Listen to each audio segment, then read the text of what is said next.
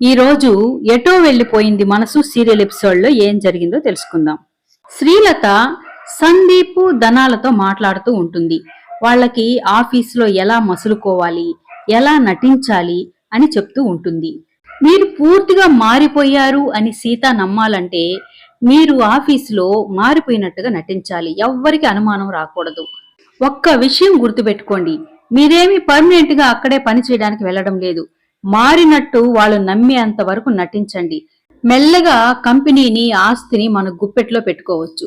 ఒక్క విషయం గుర్తుపెట్టుకోండి, ఆ నందినితో కాస్త జాగ్రత్తగా ఉండండి.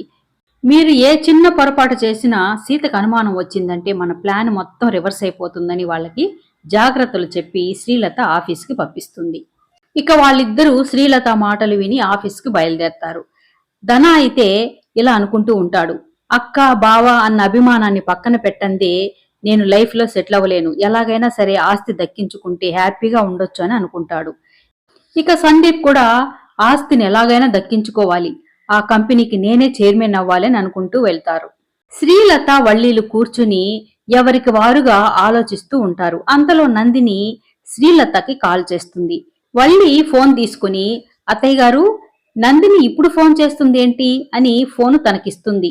శ్రీలత ఫోన్ లిఫ్ట్ చేయగానే నందిని అయితే, ఏంటి శ్రీలత గారు, చెప్పిన పని చేసినట్టు కనిపించట్లేదు, నాకు చెప్పింది ఏంటి, మీరు చేస్తున్నదేంటి, ఇక్కడ సీతారామ కలిసిపోయి హ్యాపీగా ఉన్నారు, మీరేం చేస్తున్నారు అక్కడ, చూస్తూ ఎంజాయ్ చేస్తున్నారా అని అడుగుతూ ఉంటుంది. అవును, అలాగే అనుకో, వాళ్ళిద్దరిని వెడగొట్టడానికి చేసిన ప్రయత్నాలన్నీ విఫలమయ్యాయి. ఇక నా వల్ల కాక నేను మంచిగా మారిపోయి ప్రశాంతంగా ఉన్నాను. ఇక నన్ను అందులోకి లాగొద్దు. అయినా నీ ప్రయత్నాలు నువ్వు చేసుకో, నాకేం అభ్యంతరం లేదని చెప్పి ఫోన్ కట్ చేస్తుంది. శ్రీలత ఏంది ఎలా మాట్లాడుతుంది, నిజంగా మారిపోయిందా లేక మారినట్లు నటిస్తుందా, నాకైతే నమ్మకం లేదు అని అనుకుంటుంది నందిని. ఇక వల్లి అయితే శ్రీలతను అడుగుతూ ఉంటుంది, ఏంటత్తయ్య గారు ఆ నందినికి అలా చెప్పేశారు, మారినట్టు నటిస్తున్నాను అని చెప్పొచ్చు కదా, ఒకవేళ మన గురించి బావగారికి చెప్పేస్తే ఏం చేస్తారు అని అడుగుతుంది. ఇక శ్రీలత అయితే, ఆ నందిని సచ్చినా ఆ పని చేయదు, ఎందుకంటే మన గురించి చెప్పిందంటే తన గురించి కూడా తెలిసిపోతుంది, అందుకే తన గురించి నిజం ఎక్కడ తెలిసిపోతుందో అన్న భయంతో మన గురించి కూడా చెప్పదు, కాబట్టి నువ్వేం భయపడొద్దని చెప్తుంది. సందీప్ ధనాలు ఆఫీస్కి రావడం గమనించిన నందిని మనసులో ఇలా అనుకుంటుంది, సీత వీళ్ళకి ఏదో ఒక ఉద్యోగాలు ఇవ్వమని చెప్పాడు, వీళ్ళు నిజంగా మారారా, మారినట్టు నటిస్తున్నారా కనిపెట్టాలి అని అనుకుంటుంది. ఇక వాళ్ళిద్దరూ ఆఫీస్ లోపలికి రాగానే నందిని, హారిక అక్కడే నిలబడుకుని ఉంటారు. ఇక వాళ్ళని ఆపి మాట్లాడుతూ ఉంటుంది.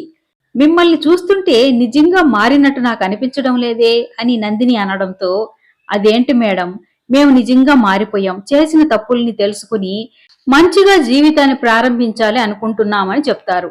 ఇక నందిని అయితే వాళ్ళని నమ్మదు. మీలో నిజంగా మార్పు రావాలి అంటే మీకు ఎలాంటి ఉద్యోగాల్లో మిమ్మల్ని పెట్టాలో నాకు తెలుసు, మిమ్మల్ని బాగా పరీక్షించిన తర్వాత నేను డిసైడ్ చేస్తానని నందిని వాళ్లతో చెప్తుంది. సీతాకాంత్ ఫోన్లో షేర్ మార్కెట్స్ పడిపోయిన విషయం గురించి ఎవరితోనో మాట్లాడుతూ ఉంటాడు. అంతలో రామలక్ష్మి లోపలికి వచ్చి, గత వారం రోజులుగా షేర్స్ విపరీతంగా పడిపోతున్నాయి, దాని గురించి ఏం ఆలోచించారు, ఏదో ఒకటి తొందరగా చెయ్యండి అని చెప్తూ ఉంటుంది. నేను కూడా దాని గురించే మాట్లాడుతున్నాను, ఏదో ఒక నిర్ణయం తీసుకుని షేర్స్ పడిపోకుండా చూడాలని చెప్తూ ఉంటాడు.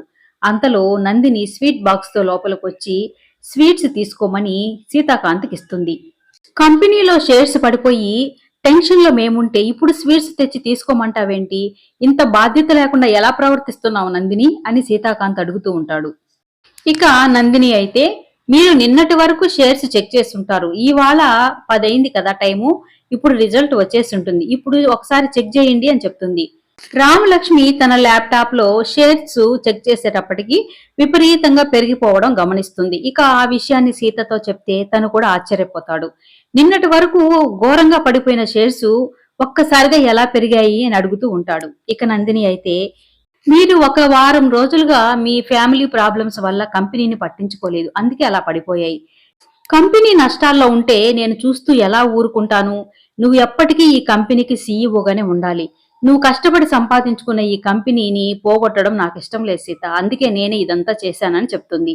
ఇక సీతాకాంత్ అయితే, చాలా థ్యాంక్స్ నందిని అని తనకి స్వీట్ తినిపిస్తాడు. తర్వాత నందినిని దగ్గరికి తీసుకుంటాడు. ఇక నందిని అయితే మనసులో ఇలా అనుకుంటుంది, రామలక్ష్మి ముందే సీత నన్ను దగ్గరికి తీసుకున్నాడు. ఇక రామలక్ష్మిని సీతకి దూరం చేసి సీతని నా సొంతం చేసుకోవడానికి ఎంతో సమయం పట్టదు అని అనుకుంటుంది.